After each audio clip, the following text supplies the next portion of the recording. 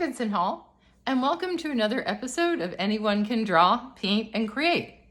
If you remember last week, we were working on cloth folds, and a lot of those cloth folds had some sort of lower key values to them, a little darker, a little moodier, and then we were erasing out to show the highlights. So today, I thought we would take that one step further, not drawing cloth anymore, but doing something called a low-key drawing. A low-key drawing might not be anything you've ever heard of before, but it's really pretty easy. It's simply something that doesn't have a lot of bright highlights, because the opposite of that would be a high-key drawing where everything's very light and sunny. Think of a midday with lots of bright areas and highlights. A low-key drawing is thinking of dusk, a candlelit room, an evening with the moon out, dawn, perhaps, or just taking pictures of things under streetlights after it gets a little darker outside. You can make your own version of a low-key drawing still life by simply using something like a shoebox or any other kind of container that you can put things in that would block some of the light. And then in the middle of the day, even with your lights on in the house, you can draw what you see inside that shadow box and be able to do a low-key drawing. I'm going to use a photograph that I took, a simple one of some hosta plants out in my backyard back in early June that I used for a photo lesson with Vincent Hall photographers. It was low light photography, which is very similar to low light drawing. So let's take a look at what low light drawing looks like. Here we have an example of the grayscale value, something we talked about last week. You can see the white to black. So if we were doing a high key drawing, we would only be using these lighter values up in here. Middle key simply means everything in the middle, and frankly, that looks really flat and not too interesting. So it's either go big or go home, as they say. So we're going to be focusing on low key today, which simply means most of my drawing is going to have this middle gray all the way through black. And you can see there's very little difference between this darkest gray and pure black, but you can see a little more tonal differences in the mid-range. You don't have to do a drawing where these two are always next to each other. It simply means the drawing contains mostly these tones, but there is going to be a little bit of white just for emphasis, because if you had none of this, frankly, the drawing would be pretty hard to see. So now that we understand what high key, middle key, and low key means, and we're working in the low key area, let's take a look at what our subject matter is going to be, and then we'll get started on the drawing. I'm going to be using a gray paper so that I can accentuate the darkness, and I'm using only graphite today, so no need to worry about color pencil, but you're certainly welcome to do color pencil or painting if you feel like it. And I'm going to be just using a white pencil since I'm using gray paper to show some of these highest highlights. But now that you have an idea of what we're going to draw or paint, we can get started. I have my paper taped just so I know where I'm going with this picture. Since my hosta plant is more of a vertical picture, I'm going portrait this time, which we haven't really done in our drawing class. So it's nice to do some vertical images too. To get started, I am simply going to select my darkest pencil. In my case, it's a 9B, but you can certainly use any dark pencil that you have, or if you only have a drawing pencil in HB, use that too. And I am just going to roughly draw the outline. This is called a contour outline, where I'm only drawing the shapes that I see, and if they go off the page, and it's the outermost leaves of my hosta plant. And then this one comes up here, and I know it goes off the page, and you can modify this as needs be, but doing an outline contour is a good way to get the basic idea of what your hosta plant or what your drawing is going to look like, because I doubt many of you are doing hosta plants actually right now. They're not too exciting. Well, that looks kind of strange. So what we're going to do next is what we call a modified contour, which means I'm going back in and filling in all these other leaves that I see and drawing the inside areas of the hosta plant. Hosta plants have lots of leaves that overlap. So it might look a little strange until we get all the shapes in. But doing this outline drawing first always gives you a good way to get a sense of where your drawing's going to go. And some of these leaves we didn't get with the original outline because they were interior shapes. And this one has a big area that comes here. We've got the bigger leaf here. They've got some that are coming in here. And this way, it starts to come together after you give it a minute and sit with the shape. So whatever you decide to do, you could do an animal very easily or a person's portrait, and a lot of those examples are going to follow in the slideshow, but I thought I would just give you a sense of where I was going with this so that you could follow along with something more simple like a plant. So here's the outline drawing that we have so far. Now what I'm going to do is just work back to front and darken in this back area so that I really start to set the mood. Yes, I'm using gray paper, but I want my dark background to be even darker than that mid-value gray. So I'm just going in across the surface of the paper with my graphite. And that's also why I taped off this area so that I'll have a nice clean edge and I don't have to worry about getting a frame or a mat for this, because if you use a big enough piece of paper, you can get the whole thing filled in and have it look like it's framed, because we would have this nice light area. So saving some money, that's always a good idea. And I can see right here, I forgot another leaf. You'll always go back in and find new areas that you kind of missed on the first go round. Once I do that, I'm using my blender, and again, you could use a paper towel because I just want my background to be a blurry dark gray. I don't want it to have any real lines or definition because I want the plant to speak for the drawing and not worry about mixed messages as to what's the important part of this piece, because clearly the plant is. Now, when you're doing this, going the opposite direction with your blender really helps get this graphite blended into the paper a little better. And we can erase out these areas where it goes over the shape. But this is almost like cross-hatching with a blending tool. It's just to get a nice smooth area for the background.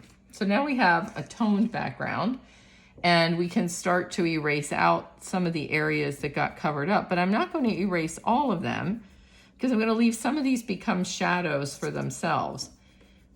I had a drawing professor in undergrad school that used to use the term ambiguity of figure and ground all the time. And I really started to like it because it simply meant it's nice to unify your drawing by having some of these shadow tones come into the drawn area as well.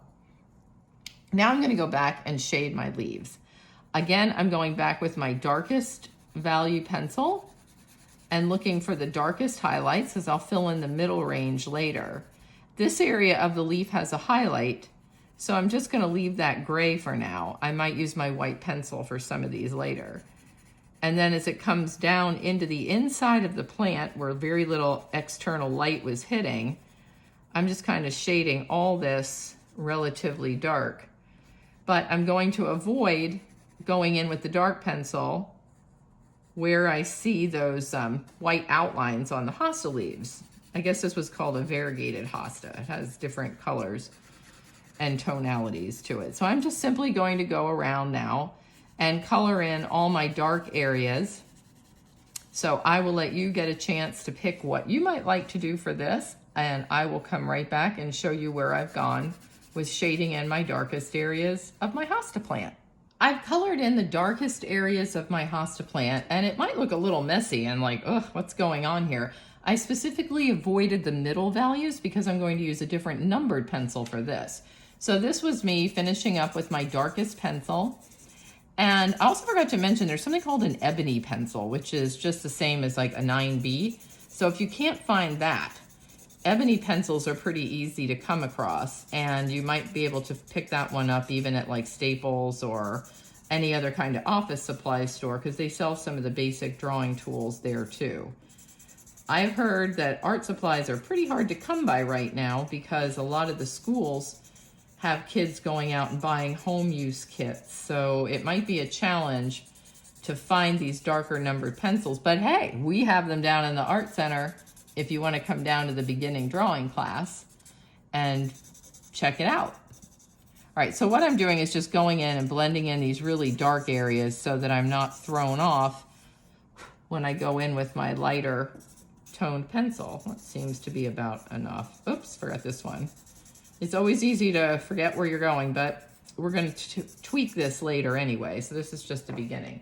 Now I can go to my lighter pencils, and I'm going to go to a pretty light one, a 7H, or if you have a 5H or something like that, that'd be fine too.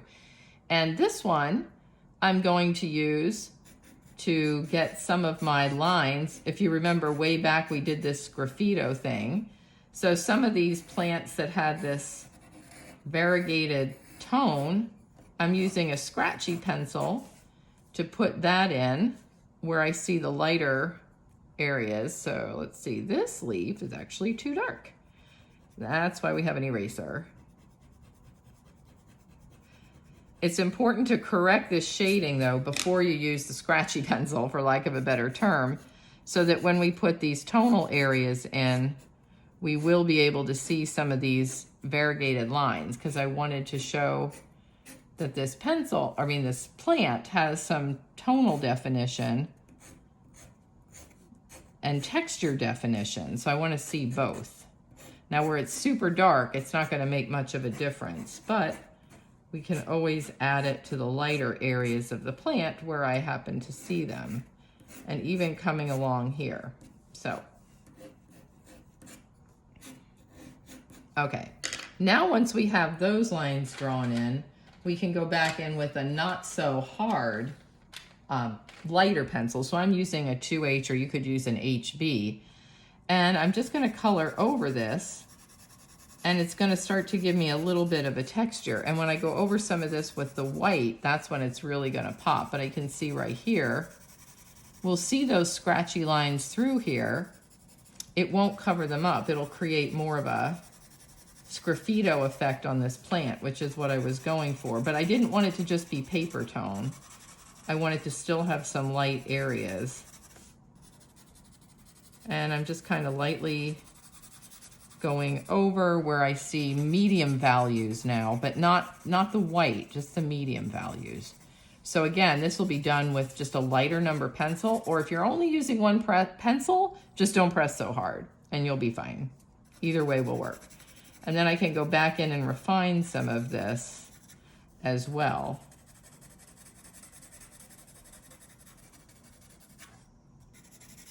Okay, still looking not quite where we wanted because we haven't added the highlights yet. But what I'm going to do is just clean up some of these areas. Again, a nice sharp edge to your eraser makes all the difference before we put our highlights in. This might help you see a little bit better where some of the light on the leaves went, because it can get muddy.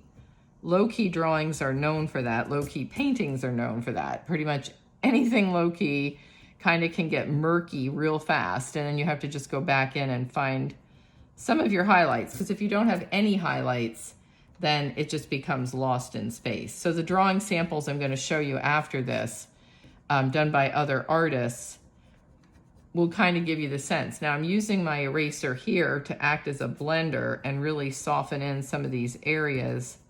So that starts to build up graphite on your eraser. To clean it off, just find scrap paper, I'll go to the other side here, and rub it off. It's pretty easy to clean. I'm just gonna jump to my second eraser, kind of like those cooking shows, because I don't have a scrap piece of paper out here to clean this area up.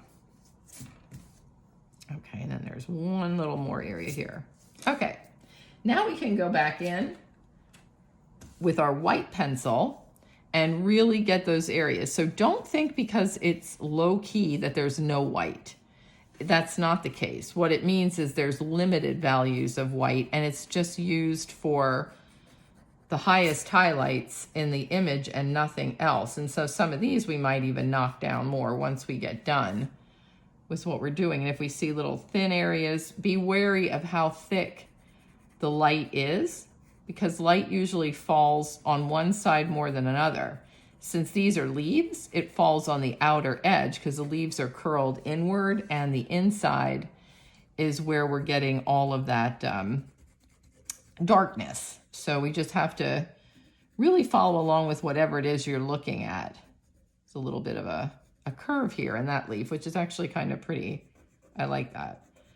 And you can go around the outer edge of your pencil or just eliminate that pencil outline like I did here, and then just use the lighter pencil to color it. Now, if you don't have a white pencil and you want some white areas, just use white paper and tone your background like I did here first.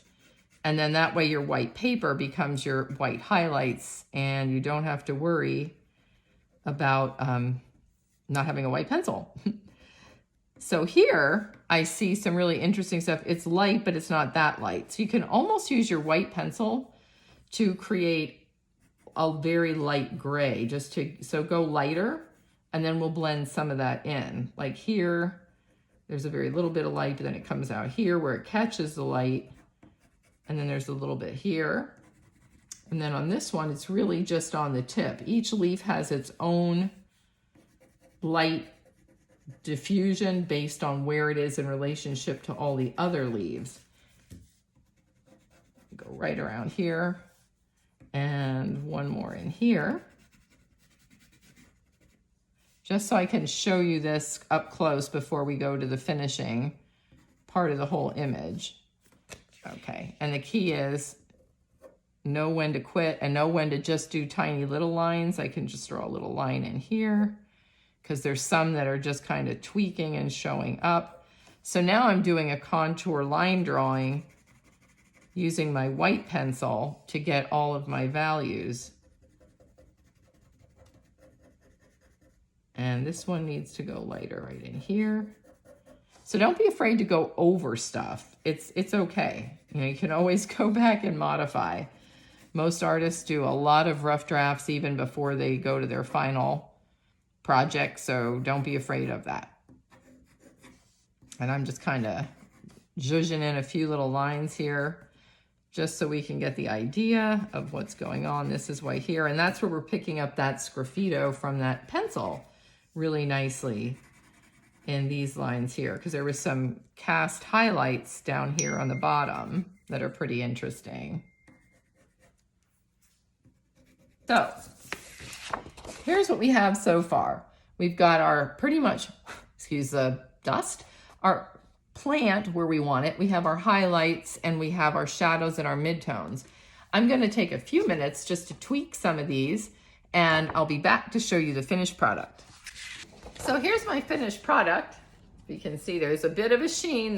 Welcome to graphite. It has sheen. If you want to not have a sheen like that, you can use charcoal.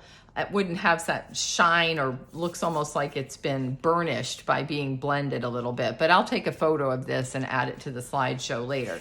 The key, if you're looking at this, is that we have the highlights and the shadows, but not a lot of highlights and a lot of the mid values. So I'd have to look at this against that grayscale and just say, do I have mostly a middle gray to a dark gray? And the answer, I believe, is yes. So I think it's a success. Now, what could you do with this if you wanted to? Rim lighting, which is where most everything's dark, but just a white line around the outline, is a simple way to practice this. Just get a darker piece of paper and a white pencil. Or, you know, you could certainly do the cloth folds like we did before, but add to it, maybe make a whole still life. Animals work, evening scenery. It's getting darker earlier outside, so we might as well make the best of it. Even some low interior lighting, not all the lights on in the room, maybe just one light and some books arranged or something would be a nice still life. It's up to you. I hope you've enjoyed this week's episode of Anyone Can Draw, Paint, and Create. Remember, the Art Center is open again, fingers crossed for a long time, and I will see you soon, Vincent Hall, with another edition.